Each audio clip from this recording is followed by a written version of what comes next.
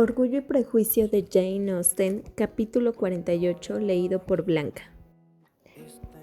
Todos esperaban carta del señor Bennet a la mañana siguiente, pero llegó el correo y no trajo ni una línea suya. Su familia sabía que no era muy aficionado a escribir, pero en aquella ocasión creían que bien podía ser una excepción. Se vieron, por tanto, obligados a suponer que no había buenas noticias, pero incluso en ese caso preferirían tener la certeza. El señor Gardiner esperó solo a que llegase el correo y se marchó. Cuando se fue, todos se quedaron con la seguridad de que así al menos tendrían constante información de lo que ocurriese. El señor Gardiner les prometió persuadir al señor Bennet de que regresara a Longbourn cuanto antes, para consuelo de su esposa, que consideraba su vuelta como única garantía de que no moriría en el duelo. La señora Gardiner y sus hijos permanecerían en Hertfordshire unos días más, pues ésta creía que su presencia sería útil a sus sobrinas. Las ayudaba a cuidar a la señora Bennet y les servía de gran alivio en sus horas libres. Su otra tía las visitaba a menudo con el fin, según decía, de darles ánimos, pero como siempre les contaba algún nuevo ejemplo de los despilfarros y de la falta de escrúpulos de Wickham. Rara vez se marchaba sin dejarlas aún más descorazonadas. Todo Meryton se empeñaba en desacreditar al hombre que solo 3 meses antes había sido considerado como un ángel de luz. Se decía que debía dinero en todos los comercios de la ciudad, y sus intrigas, honradas como el nombre de seducciones, se extendían a todas las familias de los comerciantes. Todo el mundo afirmaba que era el joven más perverso del mundo, y empezaron a decir que siempre habían desconfiado de su aparente bondad. Elizabeth, a pesar de no dar crédito ni a la mitad de lo que murmuraban, creía lo bastante para afianzar su previa creencia en la ruina de su hermana, y hasta Jane comenzó a perder las esperanzas, especialmente cuando llegó el momento en que de haber ido a Escocia se habrían recibido ya noticias suyas. El señor Gardiner salió de Longbourn el domingo y el martes tuvo carta a su mujer. Le decía que a su llegada había ido enseguida en busca de su cuñado y se lo había llevado a Gracechurch Street, que el señor Bennet había estado en Epsom y en Clapham, pero sin ningún resultado, y que ahora quería preguntar en todas las principales hosterías de la ciudad, pues creía posible que se hubiesen albergado en una de ellas a su llegada a Londres, antes de procurarse otro alojamiento. El señor Gardiner opinaba que esta tentativa era inútil, pero como su cuñado estaba empeñado en llevarla a cabo, le ayudaría. Añadía que el señor Bennet se negaba a irse de Londres y prometía escribir en breve. En una posdata decía lo siguiente: he escrito al coronel Forster suplicándole que averigüe entre los amigos del regimiento si Wickham tiene parientes o relaciones que puedan saber en qué parte de la ciudad estará oculto. Si hubiese alguien a quien se pudiera acudir, con alguna probabilidad de obtener esa pista, se adelantaría mucho. Por ahora no hay nada que nos oriente. No dudo que el coronel Forster hará todo lo que esté en su alcance para complacernos, pero quizá Elizabeth pueda indicarnos mejor que nadie si Wickham tiene algún pariente. Elizabeth comprendió el porqué de esta alusión, pero no podía corresponder a ella. Jamás había oído decir si tenía parientes aparte de su padre y su madre muertos hacía muchos años, pero era posible que alguno de sus compañeros fuera capaz de dar mejor información, y aunque no era optimista, consideraba acertado preguntarlo. En Longbourn los días transcurrieron con gran ansiedad que crecía con la llegada del correo. Todas las mañanas esperaban las cartas con impaciencia. Por carta habrían de saber la mala o buena marcha del asunto, y cada día creían que iba a recibir alguna noticia de importancia.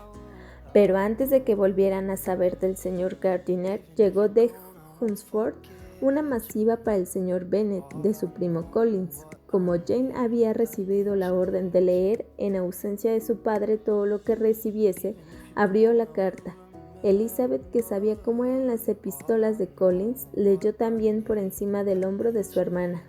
Decía así: Mi querido señor, nuestro parentesco y mi situación en la vida que llevan a darle mis condolencias por la grave aflicción que está padeciendo, de la que fuimos informados por una carta de Hertfordshire. No dude de que tanto la señora Collins como yo les acompañamos en el sentimiento a usted y a toda su respetable familia en la presente calamidad, que ha de ser muy amarga, puesto que el tiempo no la puede borrar. No faltarán argumentos por mi parte para aliviar tan tremenda desventura o servir de consuelo en circunstancias que para un padre han de ser más penosas que para todos los demás. La muerte de una hija habría sido una bendición comparada con esto, y es más lamentable porque hay motivos para suponer, según me dice mi querida Charlotte, que esa licenciosa conducta de su hija procede de un deplorable exceso de indulgencia, aunque al mismo tiempo y para consuelo suyo y de su esposa, me inclino a pensar que debía de ser naturaleza perversa, pues de otra suerte no habría incurrido en tal atrocidad a una edad tan temprana. De todos modos, es usted digno de compasión, opinión que no solo comparte la señora Collins, sino también Lady Catherine y su hija, a quienes he referido el hecho. Están de acuerdo conmigo en que ese mal paso de su hija será perjudicial para la suerte de las demás, porque ¿quién, como la propia Lady Catherine dice afablemente, querrá emparentar con semejante familia? Esta consideración me mueve a recordar con la mayor satisfacción cierto suceso del pasado noviembre, pues a no haber ido las cosas como fueron, me vería ahora envuelto en toda la tristeza y desgracia de ustedes.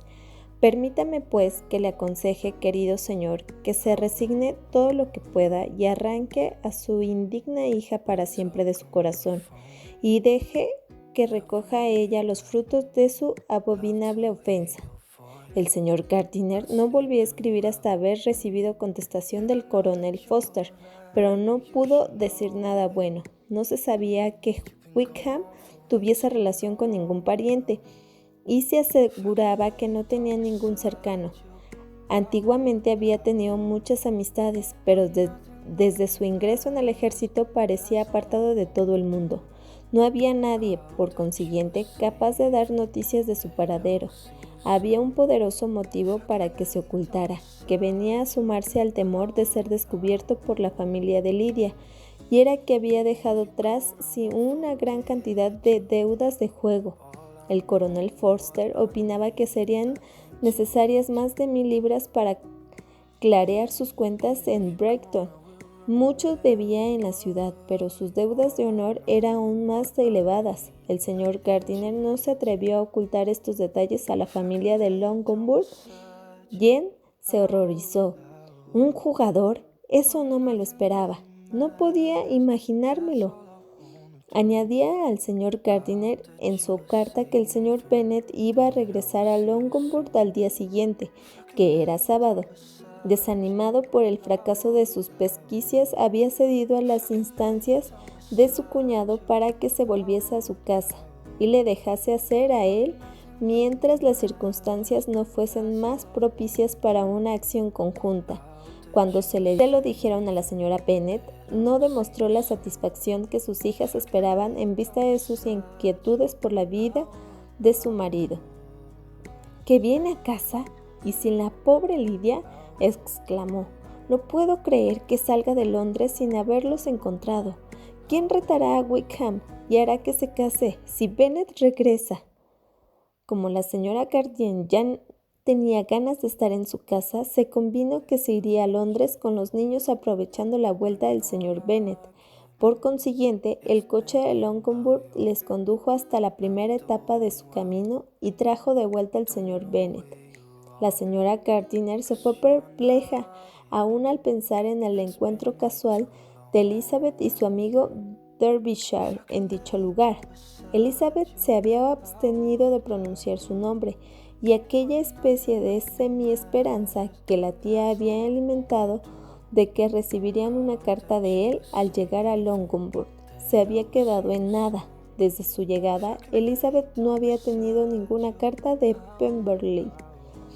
El desdichado estado de toda la familia hacía innecesaria cualquier otra excusa para explicar el abatimiento de Elizabeth. Nada, por lo tanto, podía conjutarse sobre aquello, aunque Elizabeth, que por aquel entonces sabía qué atenerse acerca de sus sentimientos, le constaba que a no ser por Darcy, habría soportado mejor sus temores por la deshonra de Lidia. Se habría ahorrado 1 o 2 noches de no dormir. El señor Bennet llegó con su acostumbrado aspecto de filósofo. Habló poco, como siempre. No dijo nada del motivo que le había impulsado a regresar y pasó algún tiempo antes de que sus hijas tuvieran el valor de hablar del tema. Por la tarde, cuando se reunió con ellas a la hora del té, Elizabeth se aventuró a tocar la cuestión. Expresó en pocas palabras su pena por lo que su padre debía haber sufrido, y éste contestó: «Déjate, ¿quién iba a sufrir sino yo? Ha sido por mi culpa y está bien que lo pague». «No seas tan severo contigo mismo», replicó Elizabeth. «No hay contemplaciones que valgan en males tan grandes. La naturaleza humana es demasiado propensa a recurrir a ellas. No, Lizzie, deja que una vez en la vida me dé cuenta de lo mal que he obrado. No voy a morir de la impresión, se me pasará bastante pronto». «¿Crees que están en Londres?» «Sí, ¿dónde si no podrían estar tan bien escondidos?» «Y Lidia siempre deseó tanto ir a Londres», añadió Catherine.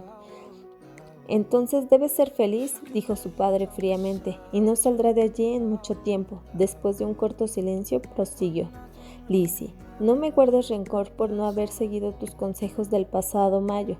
Lo ocurrido demuestra que eran acertados». En ese momento fueron interrumpidos por Jane, que venía a buscar el té para su madre. «Mira, qué bien», exclamó el señor Bennet. «Eso presta cierta elegancia al inoportuno. Otro día haré yo lo mismo. Me quedaré en la biblioteca con mi gorro de dormir y mi batín y os daré todo el trabajo que pueda. ¿O acaso lo dejé para cuando se escape Catherine?» «Yo no voy a escaparme, papá», gritó Catherine furiosa. «Si yo hubiese ido a Brighton, me habría portado mejor que Lidia». «¿Tú a Brighton? No me fiaría de ti ni que fueras nada más que a la esquina». «No, Catherine, por fin he aprendido a ser cauto y tú lo has de sentir. No volveré a entrar en esta casa un oficial aunque vaya de camino. Los bailes quedarán absolutamente prohibidos, a menos que os acompañe una de vuestras hermanas, y nunca saldráis ni a la puerta de la casa sin haber demostrado que habéis vivido 10 minutos del día de un modo razonable». Catherine se tomó en serio todas estas amenazas y se puso a llorar. «Bueno, dijo el señor Bennet, no te pongas así. Si eres buena chica, en los próximos 10 años, en cuanto pasen, te llevaré a ver un desfile».